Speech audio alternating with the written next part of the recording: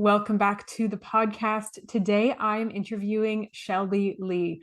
Shelby is a mental health poet and self-love advocate who has been sharing her work online for over 7 years, amassing a following of more than 450,000 readers. She is the author of the best-selling book, Changing with the Tides. In addition to writing poetry, Shelby hosts an online poetry community with monthly workshops and helps other writers confidently market their books.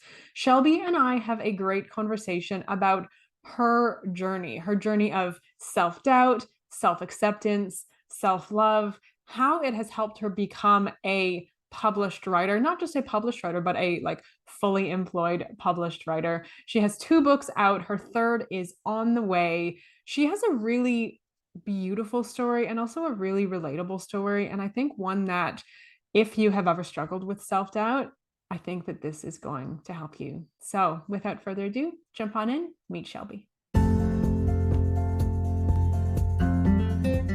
My name is Katie Allen, and this is Self-Love Ignited. Let's get to it. Welcome back to Self-Love Ignited. Today on the podcast, I am interviewing Shelby Leigh. Shelby, I am super excited that you are here. I'm really looking forward to this conversation. Thank you for joining me. Why don't you take a moment and introduce yourself to everybody? Sure. Thanks for having me, Katie. I'm excited to be here too.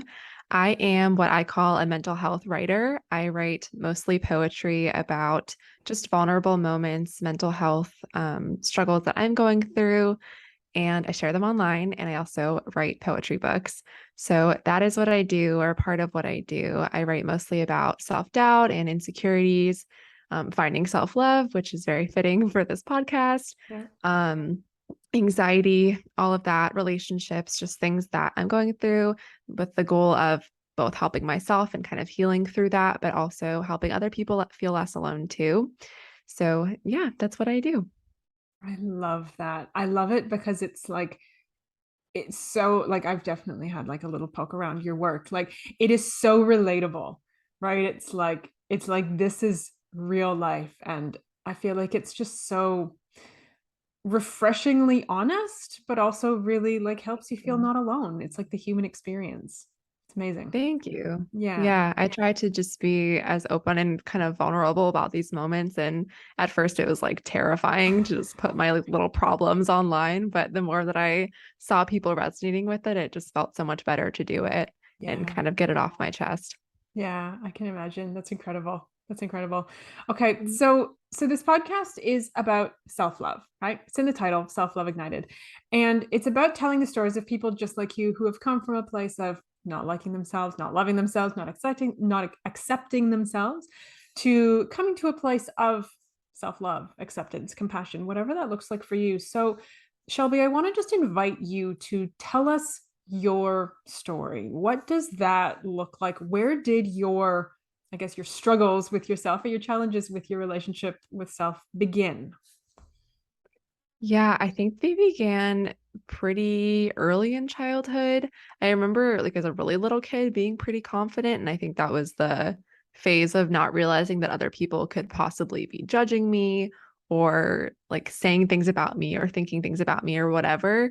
And I think at some point, I don't have like a specific moment of what was the turning point for me, but I became very like shy and introverted and just insecure all around and was constantly like, this person's laughing at me, this person's judging me, and like just constant doubting myself.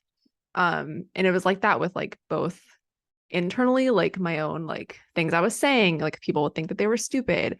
And then also just from an outward perspective, like I didn't like how I looked. I was very insecure about my appearance. I didn't want to like talk in school at all and have any sort of attention on me.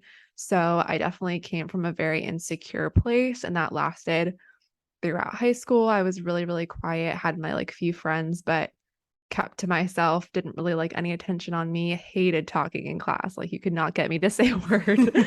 um, and followed me into college, but it started getting better to that at that point. And we're going to talk about that kind of journey, but that's kind of what that looked like. And I sometimes look back and think like, what was the specific moment that made me feel that way or made the switch? But I think it was just like getting older. Middle school is a horrible time for everyone. And just realizing like people are mean, like people can be mean, people can be judgy. And I think that's where it really stemmed from. Yeah. And I think it's really important, like what you just said, right? Like sometimes there isn't one thing.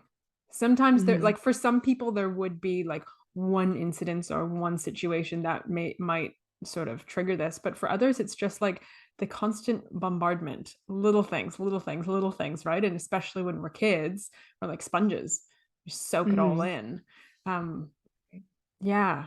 Okay. Yeah. So so then tell us, so you said that that sort of followed you into college, like into adulthood, but how did it manifest in adulthood? Yeah, it looked different because I feel like in high school and middle school and things like that, it's a totally different ball game being surrounded by people your age like every day who can be a little bit like sassy or judgy or whatever. And Yeah. that obviously happens in adulthood too, but it was a different kind of environment. So in college, it definitely got better. It wasn't as bad, but I also still kept to myself for the most part and was pretty um, just introverted and insecure, even when I tried to like branch out. um, but I think that one, I started writing more seriously in college, and that really helped me kind of find like those healing moments, like letting out all my insecurities and things like that. But it definitely still stuck around for most of college. And I think it wasn't until the end of college where I was like nearing what I saw as like freedom of finally being out of like the school environment. Uh-huh. That's when I started to really feel like, okay, I'm like, I can find myself now. Like I just never really felt a sense of like belonging, I guess, whenever I was in like a school type environment. So Yeah. And yeah. like school isn't for everyone, right? Like the traditional way of school. Like some people thrive in that environment.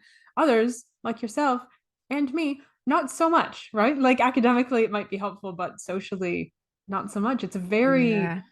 and you know, I've never even thought about this before until you just said it. It's like when you're in school, you're surrounded by peers of your own age.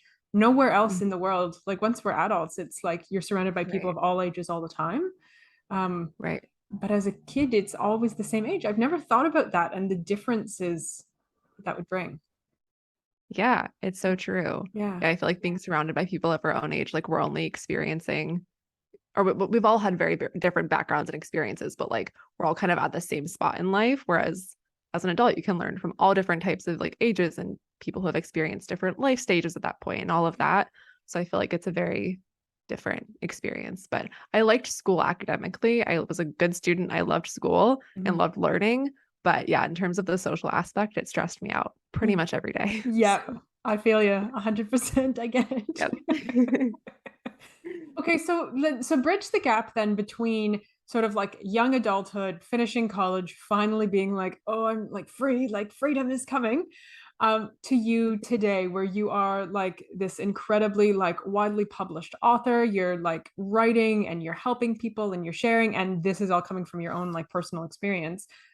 Right. That a lot had to have happened in that time for you to get to this place of being able to share so vulnerably and openly. So like what changed in there? What happened there? Yeah, a lot, I feel like. So, Yeah. it's been about 7 or 8 years, I think, since I was in college, early college, and started sharing my work online. And whenever I first started sharing my work online, I was completely anonymous, like no face, no name. Like this is a poem, but I'm not going to put my name on it or anything like that. Because that was, of course, all the self-doubt and insecurity. And like, no one needs to know that I'm a writer. No one needs to know all these issues that I'm going through in my head. Yeah. Um, and like slowly over time, I feel like year after year, I started getting a little bit more confident as maybe some people started liking my work or like commenting on it. I started saying like, okay, I'm gonna like reveal my name. It was a very like big thing for me to say like, I'm gonna put my name on this now. And then slowly over time, I feel like it's just a matter of like getting out of my comfort zone and really actively like pushing myself to get out of that self doubt. Not that I'm completely out of it or I never have doubts about myself, but it's like a total 180 from early college to now, where, like you said, I share my work every day. I get Mhm. on Instagram stories and podcasts and videos and all of that every day and talk about my journey and talk about myself and show myself and all of those things. So even like a few years ago, I was just talking about this with another poetry friend of mine. I guess like in 2017 or something, I messaged her and was like, I'm so scared to show my face anywhere. Like, I don't want to do it. And I forgot that I had said that, but we found the messages. And it was just shocking to me, like, how in just a few years you can go from saying something like that to like doing this pretty much every day, and just growing fond of really like hearing myself talk and like, which sounds weird, but like from being quiet for so long, feeling like, okay, now I can actually share my story confidently Yeah. and not be terrified of what people think of me is just like a huge difference in my life. And it's noticeable for sure.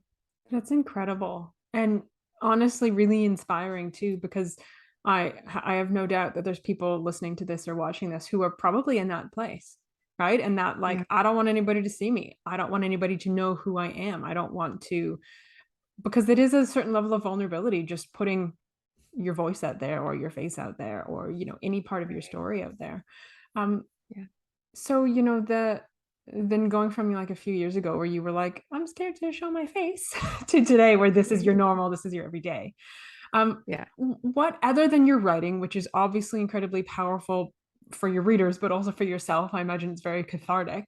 Um, what other sort of tools or practices, like what other things have you done to help you learn to drop that self-doubt, learn to be more compassionate? Like what does that sort of like a tangible level, what does that look like?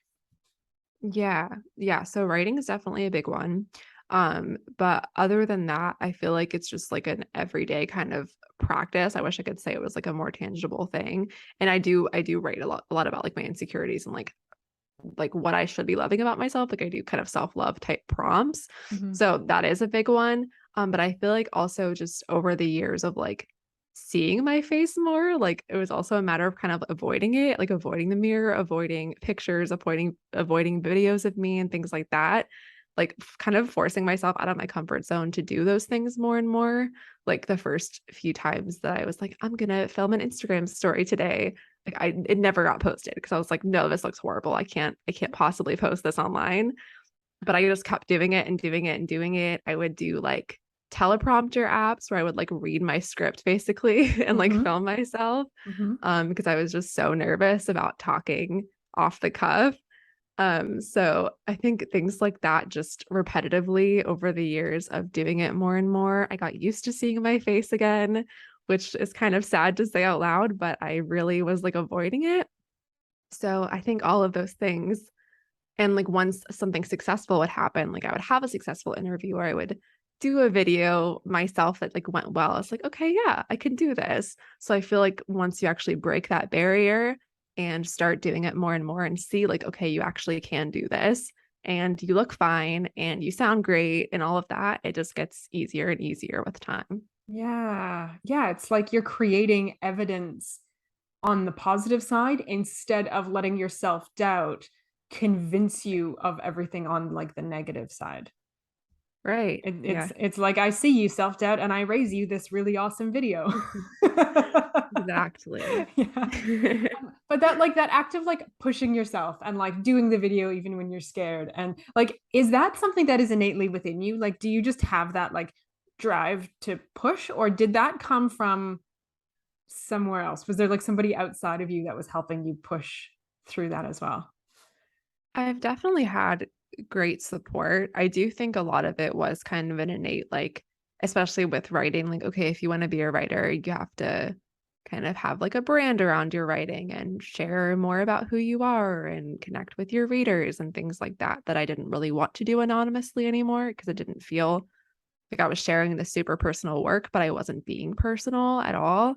So that's kind of part of the switch. But I've definitely had friends and my partner in the last few years push me, even more than I push myself too, which is always helpful. It is, isn't it?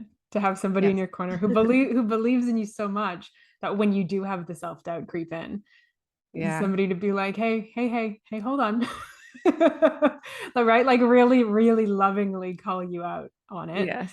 Yeah, Yes. having those people in your corner is amazing. It's amazing. Um, so Shelby, this journey that you are on, I always like to talk about it as like a life, like you haven't reached any destination, right? You are on it. It's an Mm. ongoing relationship with self. Right. Does the term self-love, like, does that feel true for you? Is that what this relationship, this journey feels like for you? Is it more like self-discovery, self-acceptance? Like, what feels most true for you right now? Mm. Yeah, I use self-love a lot and I use like finding myself a lot. Mm, Not that I think that there's ever, like you said, like a final me or a final destination or anything like that. yeah. I feel like I'm constantly finding myself, finding new things I love, finding, all of that, like finding more confidence or whatever it is. But yeah, I think it's a blend of all of them. I like self-acceptance too. Um, so yeah, I feel like all of them would kind of apply in a different way to what that journey looks like. Yeah. Yeah. Um, that's a good answer. They all apply in a different way to the Yeah, it's journey. kind of a cop-out answer, but No, I don't think it's a cop-out answer. No, I don't think so at all. And you know what? I asked that question because I know for some people the term self-love can be kind of triggering because it can feel like so far away or like this unreachable goal or um like just this fluffy thing that is sort of like it doesn't even exist or it's all just like bubble baths and like it's not actually a thing. Um yeah, so I like to ask that because it's like everybody has their own definition of what it means for them. And for some people, self love is like, this is self love. Like for me, this is self love. Like I love myself. But for some people, it's just like, no, I'm like neutral or I'm accepting myself or I'm just like taking really good care of myself. Right. Like, so that was not a cop out answer at all. It's okay. It's good. yeah. You're allowed to have all the Thank things. you. Yeah, I feel like it's a blend, but I totally understand your point, and I definitely resonate with the people who aren't like, I love myself because I definitely don't like say that to myself very often. Yeah. I've tried it. It's been a self-love, technique that I've tried out, just repeating it or like journaling it or whatever it may be. And I definitely resonate with people that maybe don't feel as strongly about that, but they accept themselves, they like themselves, self-like Yep. could be one. Yep. And that's great too. Yeah, absolutely. Yeah. And it's all valid, right? It's all part of the journey. And there's ebbs and flows, and it's normal to have ups and downs. Um, Right. and I think too, as much as obviously we're having a conversation about like labeling it, you don't always have to label it. Like for Right. the purposes of this conversation, we are, but it's like, it is just your relationship with self. And just like we all have, Mhm. whether it's a partnership or your relationship with your siblings or your parents or friends or acquaintances, it's like it's okay for them all to look different and for it to have ups and downs. And like you don't always need to be analyzing what it is. Right. Yeah. Yeah. Exactly. So as this relationship with self, as this sort of self-love develops and ebbs and flows for you, have you noticed a difference in your self-care and how you show up for yourself, how you're taking care of yourself mentally, physically, emotionally, compared to the good old days compared to when you were like hiding and not really wanting to share parts of yourself. Yeah, I think the biggest change would just be talking about myself to people versus just writing it down in a journal, Mm, actually like talking to my partner about how I'm feeling, or friends or counseling. All of those things have definitely helped me quite a bit. Just being more kind of outspoken about what I'm going through, standing up for myself more, or just being more confident about talking about what I do. Because for a long time I didn't tell anyone that I was writing or that I was doing a book or anything like that. So I think the biggest difference has just been in how I kind of communicate mm-hmm. and um, kind of go about my everyday, like we said before, like doing interviews, doing all of those types of things, and just feeling a lot more confident about all of those things. So I think that that has been probably the biggest change in me. And I feel like that's comes down to like mental health care, like Yeah. just treating my mind a lot better and knowing that I can actually talk about my emotions out loud and trust people and all of that. Yeah. I, And as your communication has changed, as you have shown up differently in all of these relationships, have you noticed that the people in your life respond to you differently? Like whether it's your partner or friends? Like how has the dynamic, how has that change shifted the dynamic? Yeah, that's a good question. I feel like we're like both able to be more open, like both sides of the coin, Yeah. and just go to each other more for things. I definitely have had friendships in the past where they were very like shallow level type friendships where we didn't really get into the nitty-gritty of our lives and like talk about those deep things. And so I do feel like I've built deeper friendships because I've been able to be more open about what I'm going through and be honest about my self doubt and all of that has helped to kind of form those deeper relationships with people. Yeah. I think that that's such an important point, right? Because we can only go as deep with somebody else as we're willing to go with ourselves. Mhm. And if we are not liking ourselves, criticizing ourselves, hiding from ourselves, um, it's like that's also what's going to go into all of your relationships. And when Mhm. you are willing to show up with yourself in a different way, everybody else gets a different version of you too, and then they get to the opportunity to respond to all of you instead of just parts of you. Right. Yeah, I love Yeah. that. It's absolutely true. Yeah. Yeah. So I want to know, how has this self-love journey impacted your journey to entrepreneurship? Obviously, for you, they are like very interconnected because your work is so tied to your self-love, right? Because that is what you Yeah. write about. But like, what came first, the start of self-love or being an entrepreneur? Like, what did that Yeah. look like for you? Like, yeah, I'm curious. Yeah.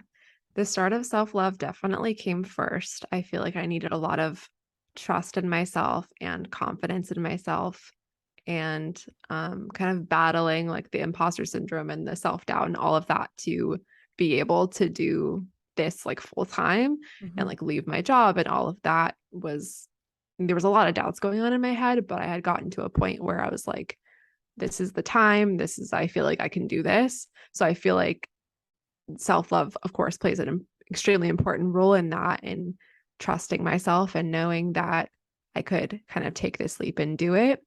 And so I guess like starting out, I wouldn't call myself an entrepreneur whenever I first started out sharing my writing online. It definitely happened over time. Yeah. So at that point, it wasn't like part of my self love journey at all. It was like trying to work kind of through my like mental health struggles and all of that. And then kind of slowly over time became part of my journey, became part of realizing like I need to do this for like my life, for my career. This is what I want to do. Mhm. And so having that focus on my self-love and overcoming those doubts about myself definitely helped in becoming, a full-time like writer, full-time entrepreneur, whatever you want to call it. Yeah. And I love, and I know the first time we spoke, I asked you this question of, is your writing, like, is this your full-time gig? And you said it is now. And Hmm. I just think that that's amazing. Like, there's so many people, I think, who are like secret writers or who have a Yeah. dream of being a writer, Hmm. but their self-doubt is so big, or their Yeah. self-comparison is so big that they just think like, what's the point in even trying? Like, I couldn't do it. And like, you are proof that you absolutely can do it. Yes. um and it starts Absolutely. and it starts with the inside stuff. It does. It Yeah. really does. And I work with other writers and I hear from writers a lot that have that self-doubt and they tell me or like ask me what they can do. And I explain like my story and how I was terrified too. But it is kind of at a point where, you get to a point where you have to kind of do it yourself. Like you have to kind of get over that fear. And of course, other people can encourage you and support you. But like we were saying earlier, like it is kind of an innate like this is my dream and I have to take the steps to get there. So people like who are scared to share their writing or want to be a writer but haven't taken the leap to start writing because they're scared it's going to be bad or whatever it is. Just like baby steps, just get started. Share a paragraph with someone or share a short story or whatever it is. Yeah. And you'll see that it gets a lot easier as you do it, but you just have to take that first step. Yeah. Yeah. So what does your business look like now? So I may have been on your Instagram before we hopped on to record today, having a little look. Go for it. I appreciate it. That's why it's there, and your Instagram is fabulous as well. Everybody listening should Thank definitely you. check it out. But so you are a writer, obviously. You have how many books have you published now? Is it I have two. two? Yes. Yeah. Okay, I Hmm. thought so. So you're a writer, you have two published books, plus your work sort of seems to be like sprinkled beautifully in other places. Um, but do you have a program as well to help other writers? Is that true? Yes. So tell us about that. Yeah. Yeah, thanks. Yes, I have two books. My third's on the way. Just quick plug there. Yep. In January. But my business helping writers is a couple pieces. So one is that I work with poets specifically in a poetry club. It's called the Poetry Club, and we do like workshops. And basically, the goal is to help other poets like publish a poetry book if they choose. We go over like marketing tips, but also overcoming like the insecurities of sharing your work. So it's a very just supportive, nice group to share your poems if you want to. Mhm. But then I also have a marketing background and have been able to, sell my books as to become a full-time writer. So I teach other writers how to market as well. So I have some different like courses and guides and more on the way with that. But I work with writers of all genres for the marketing stuff, which is awesome. That's amazing. That is Thank amazing. you. Because yeah, I mean, I suppose there's a lot of people who write, but then it's like I have this thing. What do I do with Yeah. it? Like how do How other do I people sell read it? it? Yeah.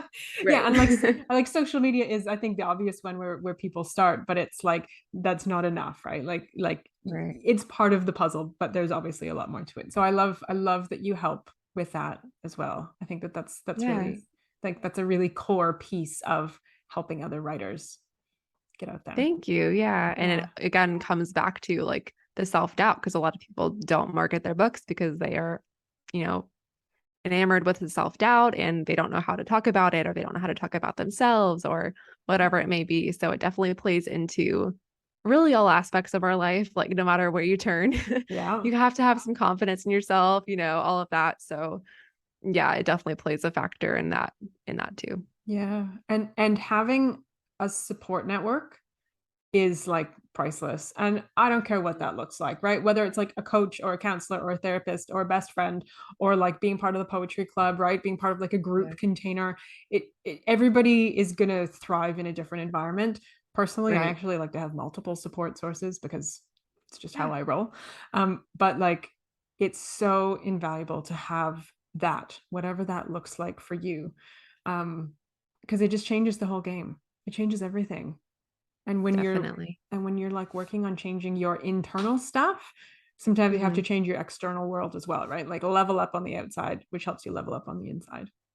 Definitely. Yeah. I'm stubborn and I like to pretend that I can do everything myself, but it's not true. It's not Talking to people is definitely a lot better than keeping it all in. So yeah. I do recommend that.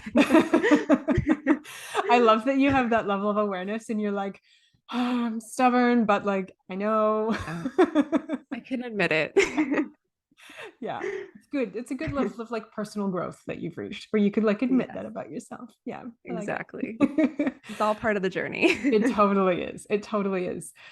So Shelby, if there's somebody listening who is maybe at like the beginning stages of this journey, maybe really deep in self-doubt, in self-comparison, in judging themselves, like, and they just feel like, maybe like you did when you were in high school or when you were in college, and it's just like everything is hard and everything inside is hard. Do you have like one exercise or practice that you would recommend, or like a journaling prompt? Obviously you're a writer, so like something that you would recommend, some place for people to begin. Yeah, that's a great question. So I do, like I mentioned before, like the prompt thing, and it truly like writing for your mental health is so amazing and so healing. So I do definitely recommend, or if you don't like journaling, like talking into your phone, like doing the voice to text type of thing and just like letting it out. So one thing that I still do, not every day, I used to do it every single day, is write like one thing I'm proud of myself for that day. Mhm. And just like you have to put something, even if it's really, really little. So I used to do that like on the daily and would never miss it. And I think that was a big part of my my journey too, because I had like this record of all these things that I did that I was kind of admitting to myself, like, I'm proud of you for this. You did this. So I love that as a prompt. But there are so many different prompts that you can kind of find online, like around self-love. So I definitely encourage like journaling, or even if it's not about self-love, but you're just writing about, your mental health, like how you're feeling that day, all of that. I just find letting that all out on the page is so helpful. No matter kind of what place in your journey you are, just letting it out of your head and onto the page is amazing. Yeah, it's so helpful. Absolutely. Yeah. And if you could give any advice to your younger self, what would that be? What would that look like? I think I would tell her to step out of my shell a little sooner than I did. Okay. I'm definitely glad that we got here and got here when we did, but I think looking back at all of the years that I had valuable things to say and didn't say them, hurts a little bit to think about. It's not fun to think about. So I think that that's what I would say if I got the chance to talk to my past self. I would say, like, what you have to say is valuable. Say it. Wow. Yeah, I love that. What you have to say is valuable, so say it. Yeah. Mhm. So simple, but like seriously life changing at the same time. Yeah, Right? Yeah. definitely. Yeah.